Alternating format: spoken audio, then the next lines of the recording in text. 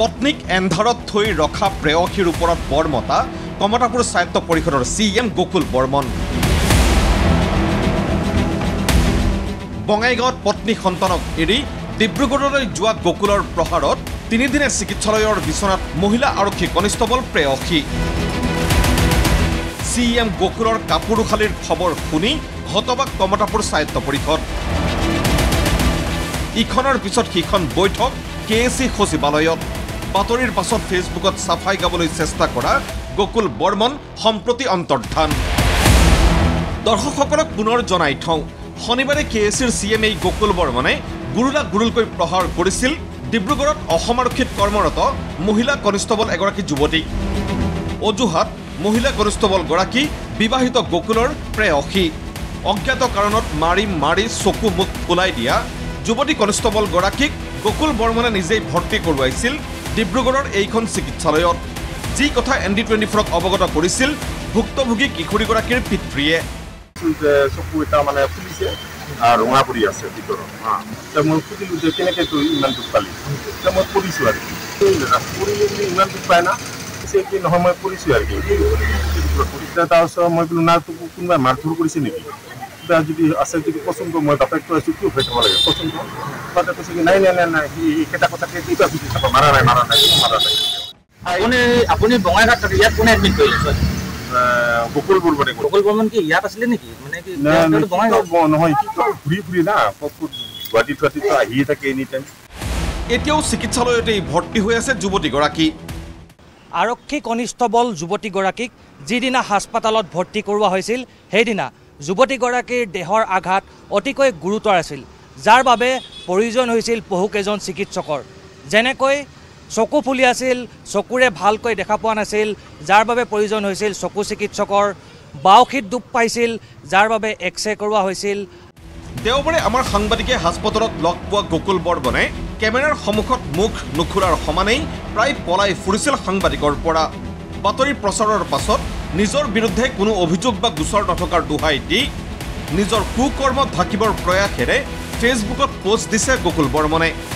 ইফালে গকুলেই যুৱতীগৰাকীক শনিবাৰে হাস্পাতালত ভৰ্তি কৰোৱা আৰু যুৱতীগৰাকীৰ আঘাত দেখি বিচলিত হৈ পৰা বুলি দাবী কৰা যুৱতীগৰাকীৰ পিতৃয়েও এতিয়া সলাইছে নিজৰ স্থিতি। বাতৰি প্ৰকাশৰ ফলত কন্যাৰ বয়ফ্ৰেণ্ড ৰূপী গকুলৰ মুখা খুলি যোৱাত খং ক্ষোভ ব্যক্তিগৰাকীৰ। ইফালে গকুল বৰ্মনৰ কোলা অধ্যায় ফাদিল হোৱাত হাহাকাৰ লাগিছে কমতাপুৰ স্বায়ত্ত পৰিষদত। অধ্যক্ষ হিতেশ বৰ্মনে আহ্বান কৰা এক জৰুৰী বৈঠকত অংশগ্ৰহণ কৰিলে পৰিষদৰ প্ৰায় সকলো সদস্যই। সমগ্ৰ ঘটনাক লৈ লজ্জিত বুলি দাবী কৰিলে অধ্যক্ষগৰাকীয়ে। বিষয়টোক লৈ এক উচ্চ পৰ্যায়ৰ তদন্ত দাবী KSCৰ অধ্যক্ষগৰাকীৰ। যিখিনি আমি আছিলোঁ গোটেইখিনি আমি আলোচনা বিলোচনা এটাই কথা আমি কৈছোঁ, ঘটনাটো আচলতে আমি এই ঘটনালৈ আমি আচলতে লজ্জিত। ঘটনাটো কি, কোন দোষী কোন নিৰ্দোষী সেইটো এটা তদন্ত হ'ব লাগে। আৰু যিহেতু এজন চৰকাৰী চাকৰি কনিষ্টেবল, নিশ্চয় সেইটো তেওঁলোকৰো দায়িত্ব আছে, পুলিচৰো দায়িত্ব আছে, কাৰণ তেওঁলোকৰ কনিষ্টেবল এজন মানে তেওঁ এনেকৈ এটা ঘটনা হৈছে। ইফালে এটা কোলা অধ্যায় সম্পৰ্কে গকুল বৰ্মনৰ স্থিতি আৰু বৰ্তমানৰ অৱস্থিতি সন্দৰ্ভত অধ্যক্ষ হিতেশ বৰ্মনক কি ক'লে গকুল বৰ্মনে? মই ব্যক্তিগতভাৱেতো ফোন কৰিমেই, মই যিহেতু অধ্যক্ষ এইবিলাক হৈ আছে কথা পাতি তেতিয়া মই গকুল বৰ্মনক ফোন কৰিছিলোঁ। তেখেতে কি কৈছে? তেখেতে কৈছে এই ঘটনাৰ লগত তেওঁ জড়িত নহয়। সংক্ৰান্তত তেখেতে ডিব্ৰুগড়ৰ সেই চিকিৎসালয়ত যুৱতীগৰাকীক ভৰ্তি কৰিব লগা পৰিৱেশ আহিলে এই বিষয়ে কৈছিল নেকি? নাই এই বিষয়ত মই আৰু এই বিষয়ে যিহেতু নাজানো ইমান কথা মই সোধা নাই। খালি এটা কথা কৈছোঁ, কি ঘটনাটো কি খালি এইটোৱে সুধিছোঁ। আজি কিয় নাহিল তেখেতে নজনালে? হয়তো মানে তেওঁ জনোৱা নাই এইখিনিয়ে। মানে তেওঁ ক'ত থকা বুলি কৈছে এতিয়া? নাই মই এই কথাখিনিও মই জ্ঞাত নহয়। আনহাতে আক্ৰাছৰ প্ৰাক্তন সভাপতি বিশ্বজিৎ ৰায়ৰ দাবী, গকুল বৰ্মনৰ বিৰুদ্ধে আৰক্ষীয়ে নিজাববীয়াকৈ ব্যৱস্থা গ্ৰহণ কৰিব লাগে। সমান্তৰালকৈ গকুল বৰ্মনক অপসাৰণৰো দাবী তুলিলে বিশ্বজিৎ ৰায়ে। মই ভাবোঁ যে অসমৰ মুখ্যমন্ত্ৰী ডক্টৰ হিমন্ত বিশ্ব শৰ্মা ডাঙৰীয়াই তেখেতে এই অঞ্চলৰ প্ৰশাসনমুখীসকলৰ মৰ্মবেদনা উপলব্ধি কৰি অন্তৰ্বৰ্তীকালীন কমতাপুৰ স্বায়ত্ত পৰিষদখন তাৎক্ষণিকভাৱে ভংগ কৰি তেওঁলোকে অন্য উপযুক্ত ব্যক্তিক দায়িত্ব অৰ্পণ কৰিব লাগে, এইটোৱে মোৰ আহ্বান। কনিষ্টেবলগৰাকী অসম আৰক্ষীৰ এগৰাকী কনিষ্টেবল, গতিকে এই ক্ষেত্ৰত মই ভাবোঁ আৰক্ষীয়ে এটা নিৰপেক্ষ তদন্ত কৰা আছে। অসম আৰক্ষীত কৰ্মৰত কনিষ্টেবল এগৰাকী এজন ৰাজনৈতিক নেতাৰ বদমেজাজৰ বলি হ'ল। 3 দিন ধৰি অনুপস্থিত হৈ আছে কৰ্মস্থানত। গুৰুতৰভাৱে আঘাতপ্ৰাপ্ত হৈ তেওঁ চিকিৎসাধীন হাস্পতালৰ ICUত।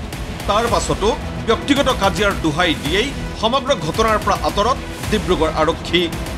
আচলতেই বৰ মানুহৰ দাদাগিৰি গুণ্ডাগিৰি দেখিও নেৰেখে নেকি ডিব্ৰুগড় আৰক্ষীয়ে। Bureau report ND24।